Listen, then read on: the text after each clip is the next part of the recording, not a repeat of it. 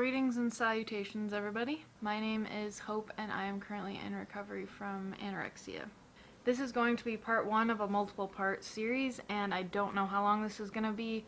I know for sure it's going to be at least 5 videos because I have it kind of outlined. It's basically going to be about my life up until this point and how certain experiences that I've had and how I feel like they all kind of relate to my eating disorder. I look back and all of these things that have led me up to this point, and now that I'm in recovery, so many things have happened that I feel like I can't talk about certain things without going way back to when I was a child. Before I start, I kind of wanted to preface this video. I don't want anyone to feel sorry for me, which I know everyone says that when they make these types of videos, like, don't feel sorry for me, and then they tell their sob story or whatever. I've had a great life. I know that a lot of people who have been bullied when they were younger or have had some of these experiences that I've had have had it a lot worse. I had a lot of problems with socialization in school and stuff, but it had nothing to do with my home life. I've had the most amazing family I could ever ask for, and they've always been very supportive of everything that I've done and always loved me and cared for me no matter what. Growing up, I was always very quiet. I kept to myself a lot. I was very shy. I didn't like to talk to people. I just kind of stayed in my own head a lot. I liked to read. I was always just kind of doing my own thing, and I was happy in my solitude. I ended up falling in love with poetry at a very young age. My mom put me in this after-school program where they taught you about poetry, and I ended up loving it. And I ended up writing a poem at the age of 8 years old, and I got published. Writing has always been my niche.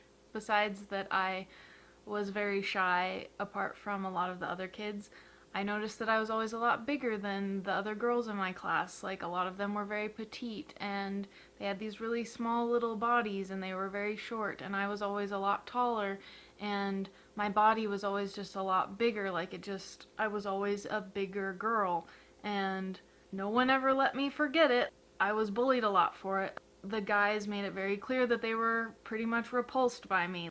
I've been called pretty much everything from just fat girl to fat obese cow to walrus to anything you can think of, whale, whatever. Like, I've probably been called it at a very young age. Guys were pretty mean about my weight. Girls were a little less upfront about it, I guess. I was never really good at making friends in general, but I had a few friends that were girls, and they were really sweet and everything, but a lot of them ended up moving away, or they found a different group of friends, so I never had very good luck with that either. So since I noticed that I was bigger than other girls through the media and society and everything, I learned that calories in versus calories out, if you don't eat, then you'll probably lose weight, or like if you eat less, you'll lose weight. Less calories equals losing weight, etc., whatever. I always packed a lunch.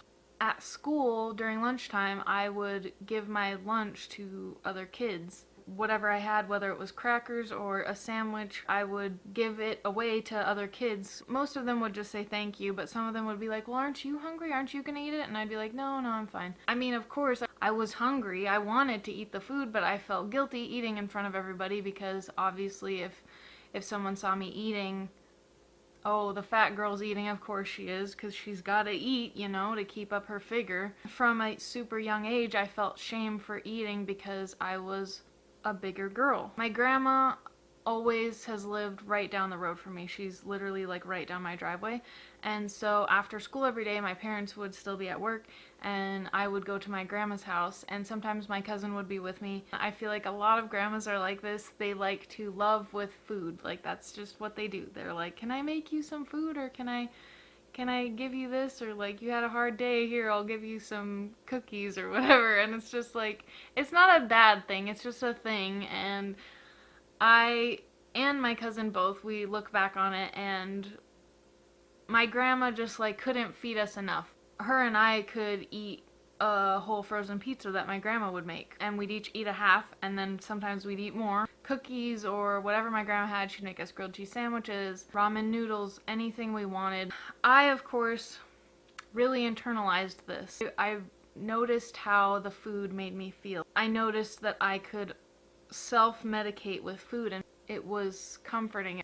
It was there for me, and it didn't judge me, and it didn't call me names. It kind of filled that hole that I had inside that I didn't really quite know how to fill, you know? This went on for a long time. The bullying it really started to get to me. And I remember in 5th grade, I pretended to have a severe stomach flu. I guess I was a really good actress because my whole family believed me. I actually pretended to have this flu because I didn't want to go to school. That's how bad the bullying had gotten and how bad I had been made to feel by some of the kids. I was so sad, and they had made me feel so bad about myself that I just couldn't deal with it anymore. So I was like, you know what, if I'm sick, then my mom lets me stay home, so that's what I'm gonna do. I'm gonna fake being so sick that I have to stay home for, I didn't know it was gonna be a week at the time, but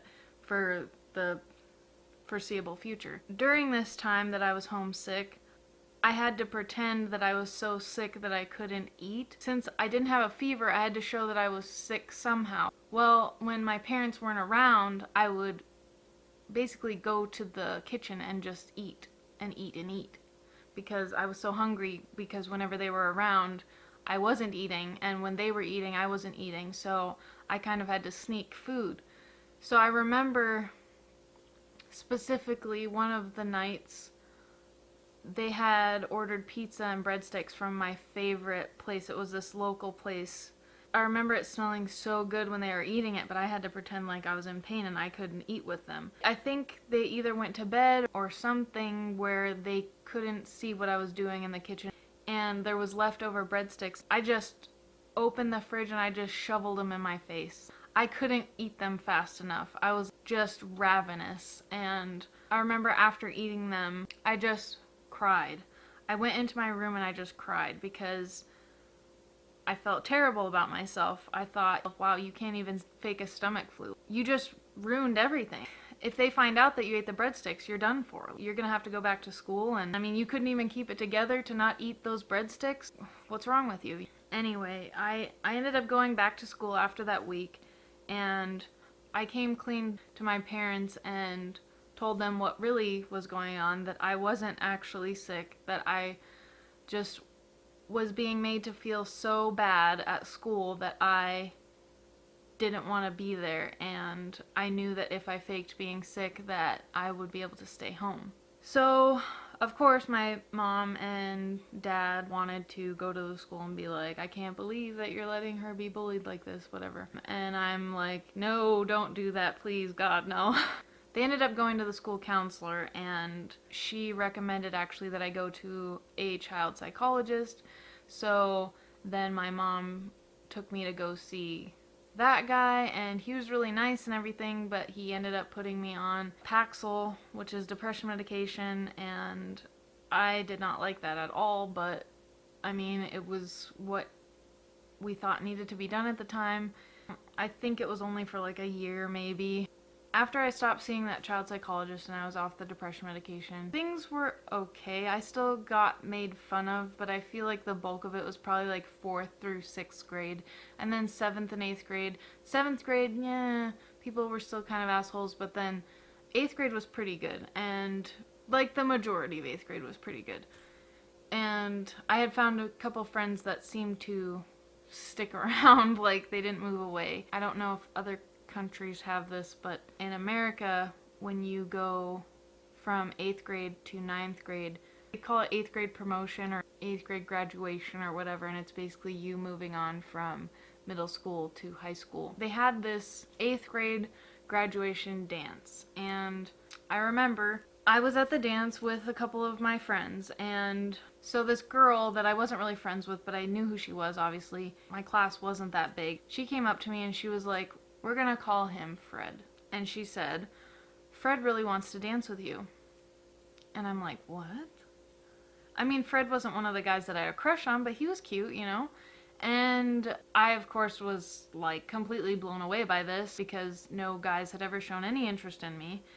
And the fact that this guy even wanted to, I mean, in middle school, of course, you do that awkward dance where you're like robots and they put their hands on your waist like this, and the girls put their hands on the guy's shoulders like this, and it's just it's funny to think about, but just knowing that a guy wanted to put his arms on my waist, like my fat, disgusting waist, you know, like, I was like, oh, he wants to be that close to me, like, this is a big deal for me, you know? I kind of got really excited about it, and I was like, okay, and she's like, well, when you're ready, just go over and ask him. And so I go over to Fred, and he's standing around with a couple guy friends, and some other girls, I think maybe some of their girlfriends or whatever, and I was like, we'll call her Jan. Jan just told me that you wanted to dance with me, Fred. And Fred's like, what? He just starts laughing like he can't believe that I even thought that this was a possibility, that he would even be interested. And then all of his friends start laughing too. Pretty soon the other girls are laughing there too, and I'm just like, so that must mean no.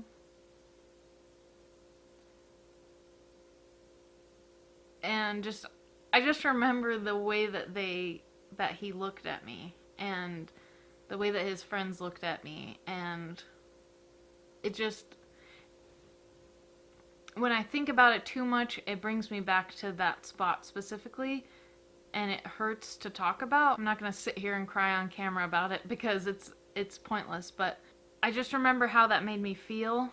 It just reiterated all of the feelings about everything, just that it brought me back to food being a comfort, and food would never do this to me. Food would never make me feel this way.